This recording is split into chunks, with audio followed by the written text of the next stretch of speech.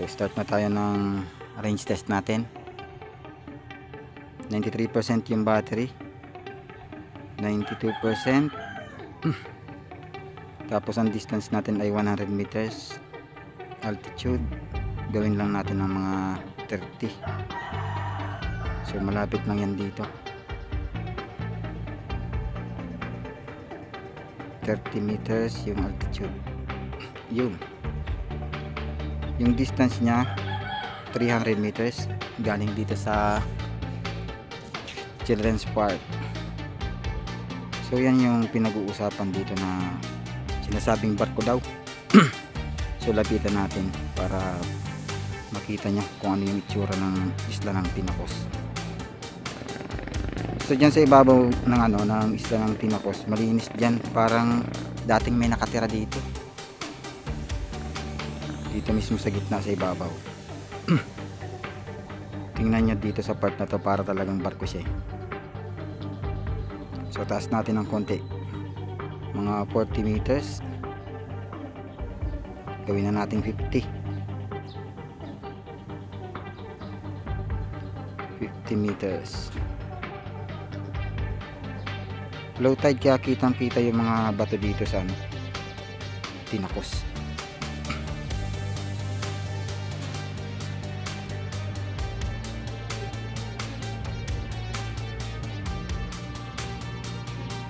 Ito yung sinasabi ko sa inyo, malinis dito sa may gitna.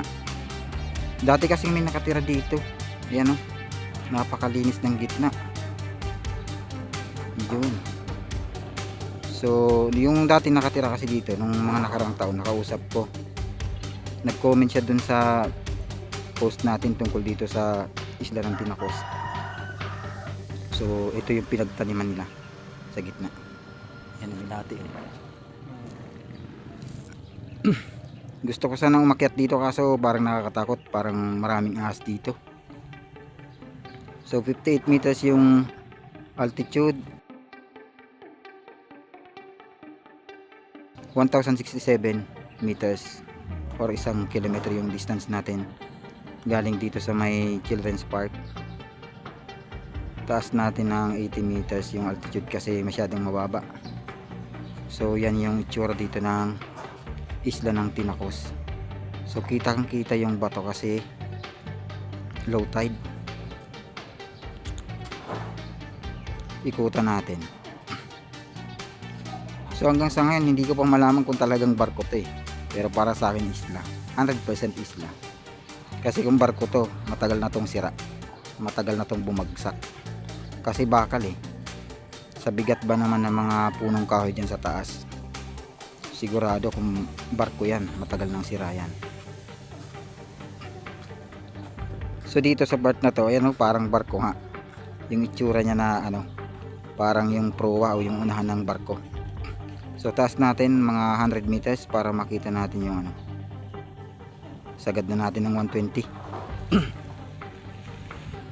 120 meters. Doon. Max altitude reached. Yeah. So 110 meters.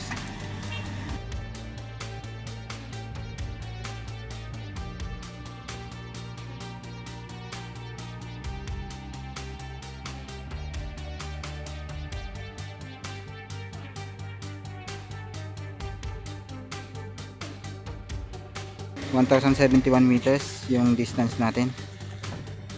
At ito yung sinasabi ng mga tao dito na parang barko daw talaga. Kasi dito sa unahan, para siyang yung proa ng barko. Yan yung patulis sa unahan. So naka set lang ako sa 110 meters yung altitude. Kitang kita yung mga bato kasi low tide. So atras tayo ng konti.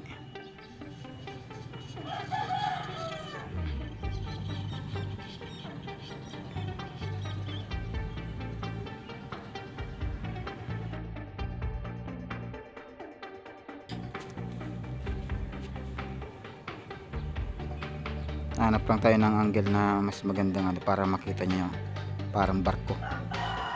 Ayan. So atras tayo. Yan yung sinasabi ko na karamihan kaya nasabi ng mga tao dito na barko, kasi hugis barko nga talaga itong isla ng Tinacos. Yan o. So kitang kita dito pag ganitong low tide, yung mga bato lahat makikita. Yan o, ganda ng view dito. So kung barko nga talaga to, isa sa mga mapapansin nyo dapat, tingnan nyo sa dami ng mga punong kahoy, tapos sa bigat ng nasa ibabaw, sigurado kung barko to dapat giba na yan. So ilang taon na yan, halos noon pa ganyan na yan. So para sa akin hindi yan barko. Kitang kita naman sa itsura ng 100% na isla, hindi siya barko. Kasi ang barko gawa sa metal. Ngayon yung metal, tingnan nyo naman nasa dagat siya, napapaligiran ng dagat. Kung metal yan, matagal nang bumagsak yan, matagal nang gumuho yan. So para sa akin lang, isa siyang isla, 100% na isla. So ang itsura niya lang, ang hugis niya lang ay parang barko. Dito sa may right side natin, yan ang proa. Kung titingnan nyo, ayan o, para talagang barko. Pero pag pinagmasdan natin ng mabuti, kitang kita talagang isla.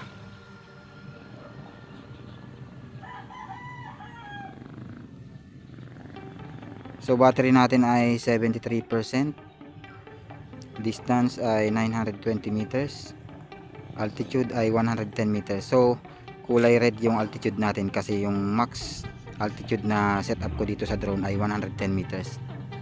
So di na ako lumalagpas dyan. Pinataas ko kasi masyadong mababa dito sa halos kung titingnan nyo parang mababa na, hindi na makita masyado yung kabuuan ng isla.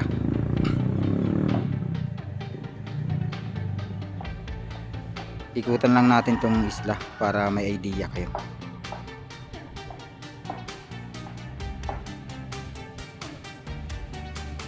Yun, ang ganda ng view dito sa ng isla Tinacos.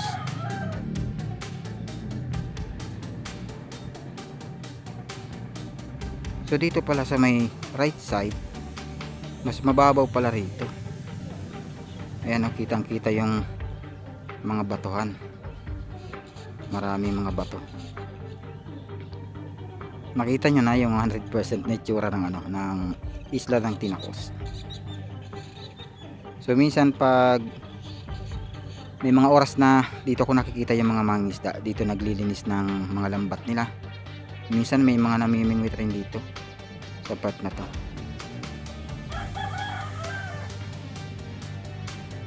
Gusto ko sanang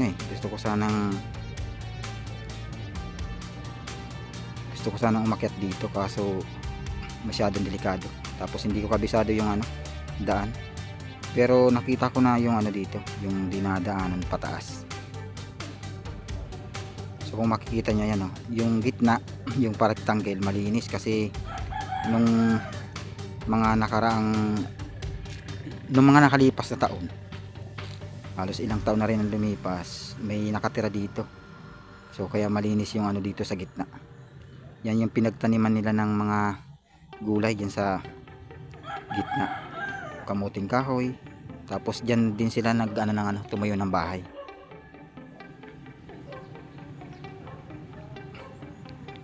So yan ang itsura ng isla ng Tinacos. Range natin 1087 meters, maximum altitude natin ay 110 meters. Yan ganda. So nung nakaraan diyan kami galing, diyan sa part na yan. Yan diyan kami dumaong. So ikutan ko lang para makita niyo dito.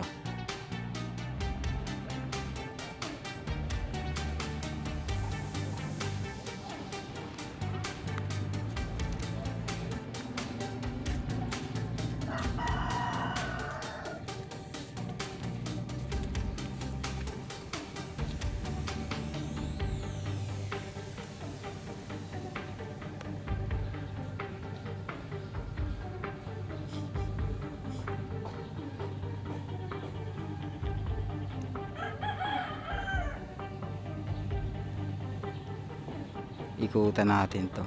Yan Kitang kita yung ganda ng isla ng Tinacos.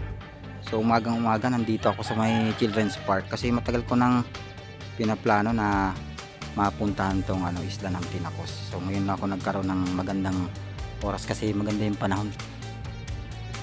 Kaya sabi ko maglo-long range test ako. So sa ngayon, ito pakita ko sa inyo yung unahan. Dito sa may right side.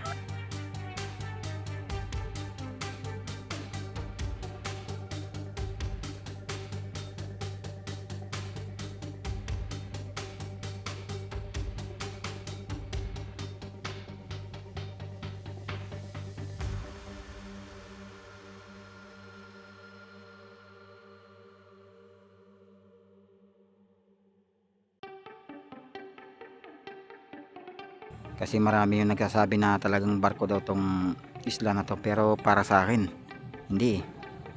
Kasi kung barko yan dapat matagal ng giba or matagal ng sira kasi gawa sa metal yung barko. Tapos napapalibutan siya ng dagat. Tapos sa ibabaw niya napakaraming punong kahoy. Sa bigat niya sigurado magigiba yung barko. Kasi habang tumatagal kinakalawang hanggang sa maging marupok yung bakal. Kaya tingnan nyo, ang daming punong kahoy sa taas. Kung barko yan, matagal nang sira. So, opinion ko lang. Opinion ko lang naman. So, para sa akin, hindi ito barko. So, ikutan pa natin para makita nyo. So, dito sa part na to, halos kung titingnan nyo, parang siya, yung unahan ng barko. Yan, dito sa part na yan. Yun. Dito zoom in ko, yan para siyang parang proa ng barko. Tapos ito yung pinaka proa sa ibabaw, yun o.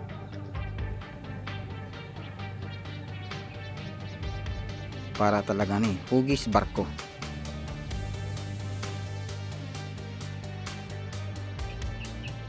At dito naman sa ibabaw yung pinaka, makikita nyo yung parang barko talaga siya ayan o.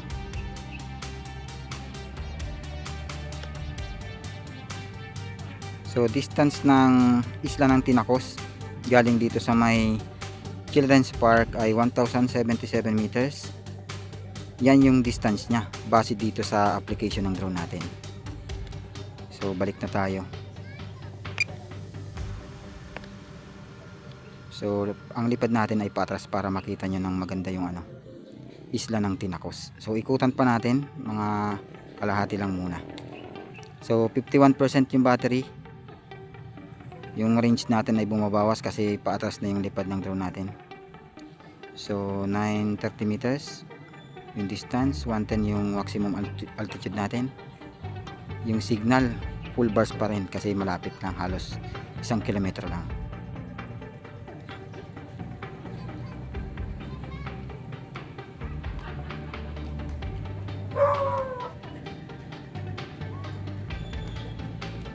So yan yung maximum range ng, so yan yung range test natin, 1000 plus meters. So ibig sabihin 1 kilometro. So dito sa likod ng Tinacos, yan naman ang Castilla, Sorsogon. Tapos dito naman sa may kaliwa, yan naman ang isla ng Bagatao. Yan o, Bagatao Island.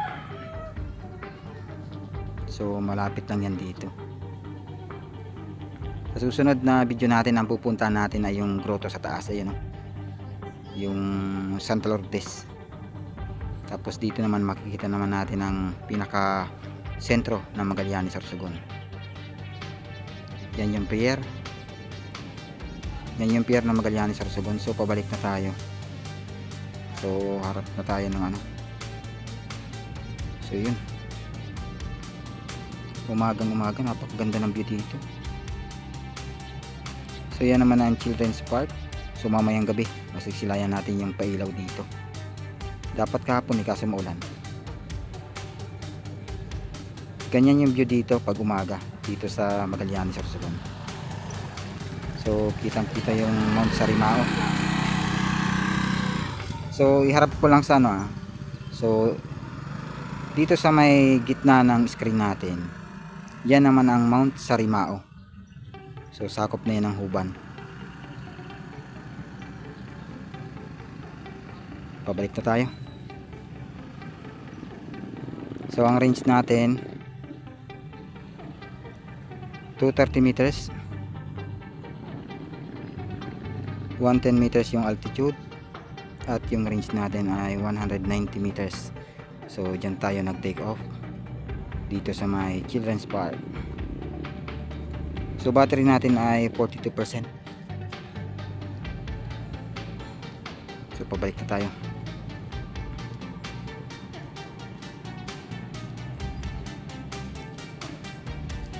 $70 meters, 40 meters,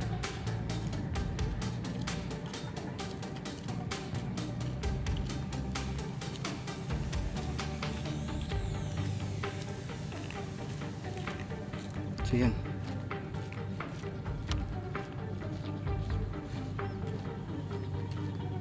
So landing na tayo. So ang battery natin ay 40%. Tapos ang altitude natin kasi pababa na eh. So palanding na tayo.